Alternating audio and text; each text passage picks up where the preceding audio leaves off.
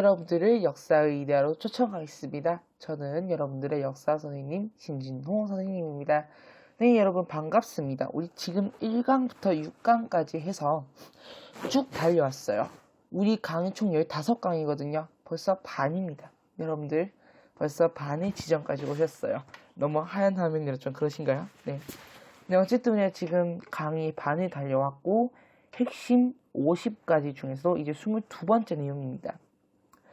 우리 지금 22번째, 지금 지난 시간부터 해서 계속 대한제국, 가보개혁, 의미개혁, 대한제국 광무개혁, 독립협회, 이런 내용도 쭉 하고 있어요. 이번 시간에 대한 역사를 좀 배우면요, 여러분들이 점점 더 분노에 치밀어 오를 수도 있을 것 같네요. 오늘 배우는 역사가요, 굉장히 좀 슬픈 역사이기도 합니다. 그럼 지금부터 그 내용에 대해서 가보도록 할게요. 자, 러일 전쟁입니다. 자, 누가요? 러시아가 세력을 확대해요. 1904년에서 1905년이에요. 만주와 한반도를 둘러싼 러일의 대립이 격화됩니다. 그런 와중에 일본이 러시아를 기습 공격하고요. 자, 러시아랑 사이 안 좋은 애들, 그렇지, 영국, 미국이지. 왜? 영국은요, 러시아가 남하하는 걸 방지하기 위해서 거문도까지 불법 점령했잖아요. 영국, 미국의 지원으로 일본이 우세하고요. 결국 일본이 이기고 포츠머스 조약을 체결한다. 1905년이에요. 이런 과정에서 일제는 대한제국의 중립선언을 무시하고요. 군사적 요충지 일본 깃발 딱 받고 재정, 외교 등의 부서에 일본이 추천하는 고문을 파견하고 내정을 간섭합니다. 실제로 외교 고문에는 미국인 스티븐스가, 왜냐하면 당시 미국하고 일본 친했거든요. 그 다음 이제 재정 고문에는 메카타 갑자기 기억이 안 나네요. 어쨌든 그 고문을 딱 파견합니다. 실제로 메카타? 네. 어쨌든 그 재정 고문은요, 화폐 정의 사업을 하는데 죄다 일본 제1은행권으로 다 바꿔요. 그러니까 지금 돈 들고 와라, 바꿔줄게. 그래서 막 돈을 들고 왔지. 그리고 어저께 모은 돈 딱 들고 가봤더니 이거는 돈이 아니다. 이거 상품 가치 없어. 버려. 이거만 바꿔줄게. 나는 500만 원치를 들고 갔는데 그 사람은 5만 원만 주는 거예요. 말이 돼? 안 되잖아. 그렇게 해서 화폐정의 사업을 하게 되는 거죠. 어쨌든 이래 해서 결국 일본은 우리나라에 아주 치욕적인 일을 발생하게 합니다. 러일 전쟁 직후에 대한제국에 대한 식민지화를 본격화해요. 외교권 박탈하고 통감부를 설치해서 일본의 보호국으로 전락시키는 거지. 근데 우리가 저항 안 할 수 있어? 해야지. 그래서 황성신문에다가 장지연이라는 사람이 이거 제정. 그 사람이 시리아 방성대국이라고 해서 그 일산늑약의 그 과정을 폭로합니다. 또한 양반 유생들이 막 상소를 올리고 전화 이러시면 안 됩니다. 민영환이 자결하고요. 상인들이 막 철시하고 학생들이 동맹 휴학 막 해요. 이런 상황에서 이게 중요한데, 이 나철 오기호는 오적 암살단을 조직해요.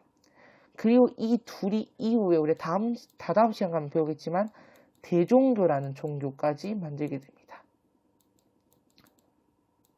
또한 이재명은 좀 그러네요. 이완용을 저격하고요. 전명훈, 장인환, 우리 이 사람을 JJ 브라더스라고 하는데 스티븐스 누구예요? 일본이 파견한 미국인 스티븐스 외교 고문이죠. 이 사람은 사살합니다. 또한 그 유명한 안중근 의사 하얼빈역에서 그 코크루체프하고 회담을 하고자 갔던 그 이토 히로부미를 딱 쏘고 코레아 우라를 삼창을 하죠. 그 내용들. 그러면서 이렇게 일산늑약에 대해 저항을 하였다. 자, 그런 과정에서 1907년 고종은 헤이그 특사를 파견해요. 이 일산늑약은 고종이 직접 한 게 아닙니다. 그 일사오적이라는 이완용 이런 사람들이 딱 앉아가지고 일본 고문들하고 막 앉아가지고 막 해가지고 체결한 거예요. 일산늑약의 불법성을 폭로하기 위해서 이준, 이상설, 위종 이 세 사람을 네덜란드 헤이그에서 열리는 만국평화회의에 조선의 대한제국의 특사로 파견합니다. 허나 성과 있어? 없어. 그 전에 일본이 알아챘어요. 그래서 헤이그 특사 파견의 이후로 고종을 강제 퇴위시키고 정미 7조약이라 불리는 1907년에 한일 신협약을 체결해서 통감의 권한을 강화시키고 일본인 차관의 군대를 해산시켜요. 실제로 이 해산된 군대가 항일의병, 정미의병하고 이제 손을 맞잡죠. 정미의병에 합류하게 됩니다. 자, 결국은 그 순간이 다가왔습니다. 여러분들 절대 잊어서는 안 될 날입니다. 한일병합조약이라는 게 1910년 8월 27일 날 체결됩니다. 달력에 보시면요. 8월 27일이 경술국치일이라고 돼 있을 거예요. 그겁니다. 경술국치. 나라의 주권을 일본한테 빼앗기게 된 날이죠. 일진회를 앞세워서 병합 여론을 조성하고요. 결국은 8월 27일 강제 병합됩니다. 그럼으로써 우리나라는 35년의 치욕의 역사가 전개되는 거죠. 그럼 여기서 일진회는 무엇인가? 친일전체입니다. 러일전쟁 시 일본을 도왔고요. 일산늑약, 얘네는 일산늑약도 아니야. 조약이야 그냥. 늑약은 억울하게 직접적인 조약이 아니라 간접적이 체결된 조약을 얘기해. 이는 일사조약이랬어. 아니 교과서도 아직 일사조약이라 그래요. 난 그거 이해 안 돼. 일산늑약이야 이건. 고종이 직접 딱 찍은 게 아니잖아요. 그러면서 이런 지시선을 발표하는 그런 단체입니다. 자, 개항 이후 일본이 침탈이 심화돼요. 또한 고종 황제가 울릉도를 군으로 승격시켜서 독도를 관할하게 합니다. 그 점도 한번 가볼까? 나 진짜 일본하고 독도 문제에서 맞짱 뜰 자신이 있습니다. 일본도 그랬어.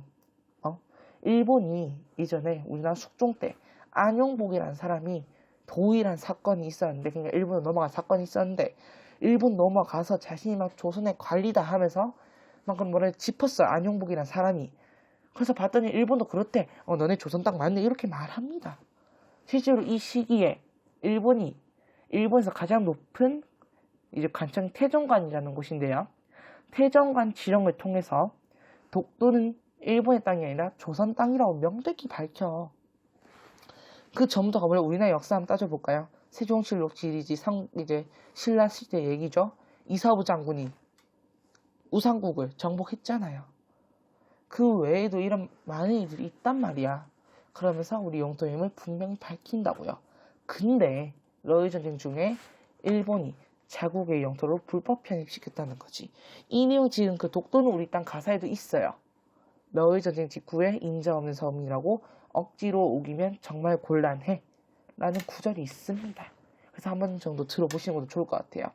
또한 간도라는 지역, 저번 시간에 간도에 대해서 어쨌든 간도에서 제가 한번 설명드린 적이 있었어요. 3강이었던가 연해주, 서간도, 북간도 이 지역들 중에 사실 다 여기도요 조선 땅이라고 보시면 돼요.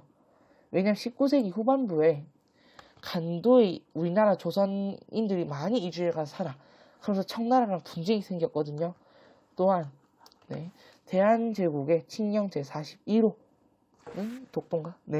어쨌든 이러면서 대한제국의 간도 관리사라 하는 이범윤이라는 사람 파견해서 여기는 이제 우리 땅이다라고 해요.